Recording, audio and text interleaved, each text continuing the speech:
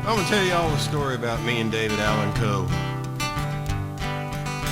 We were doing a show down in Miami, Florida. Just a two-man acoustic show at a place called Cowboys in Miami. Used to be an old disco, and disco went out of style, so they turned it into a cowboy bar. Well, we got there just before I had to go home, and had a little time to kill.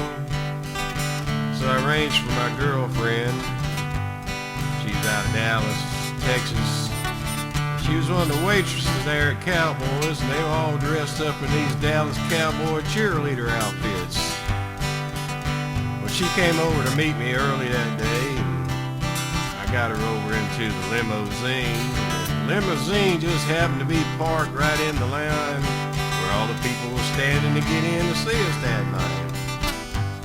Well, one thing led to another, and I looked up all hot and sweaty, and we had these one-way mirror glasses in the limousine, thank God, because I stared at 100 eyeballs staring back inside trying to see what was going on in that old shaky limousine.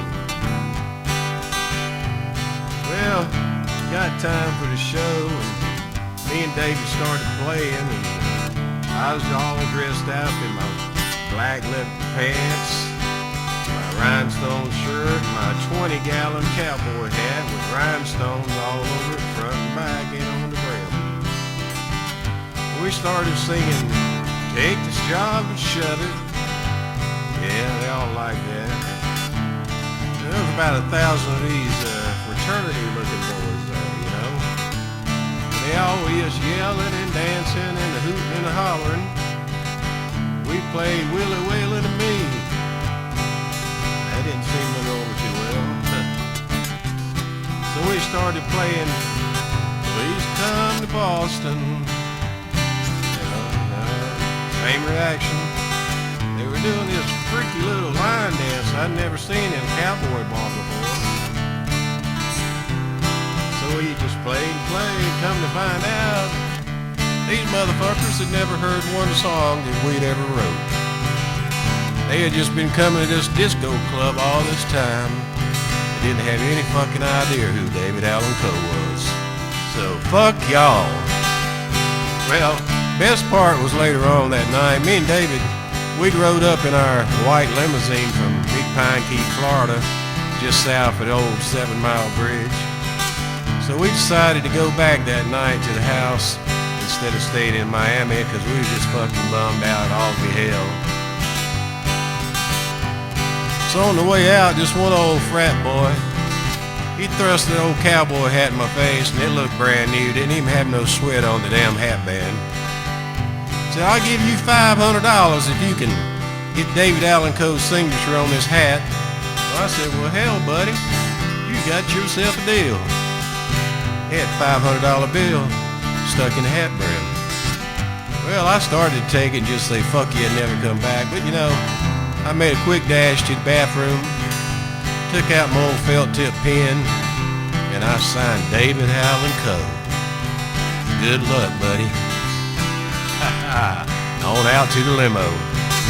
Well, we had almost made it home. We were coming through Marathon, Florida, just before the 7 Mile Bridge. It was about 4 o'clock in the morning when old blue light came on behind us, and I was driving because old fucking David was sleeping in the back. Well, I pulled over trying to obey the law. An old trooper came up, had my license ready, rolled down the window, and he said, "Who's that you got there in that car with you, buddy?" I said, "Well, officer, what did I do that was wrong?" He said, "Nothing. I just wondered who was coming through Marathon, Florida at 4 o'clock in the morning." I said, "Well, I got David Allan Coe in the back seat there." He said, "Really? I'm a big fan and got all his records." I said, "Well, that's great." He said, "Is there any way I can meet him?" I said, "Well, I'll tell you what." So I stepped out at the front end of that limousine. I grabbed that door latch on the back door, and as soon as I opened up the door, the light came on. There was David Allan Coe sleeping naked on the back seat. I said, "There's David Allan Coe. How you doing?" "Oh, he let me go." I gave him a record, an autographed record, and he let me go. Oh, that's the life with David Allan Coe. Always something new, always somewhere to go. Now this has been a true story, so don't lock me up, 'cause every now and then I broke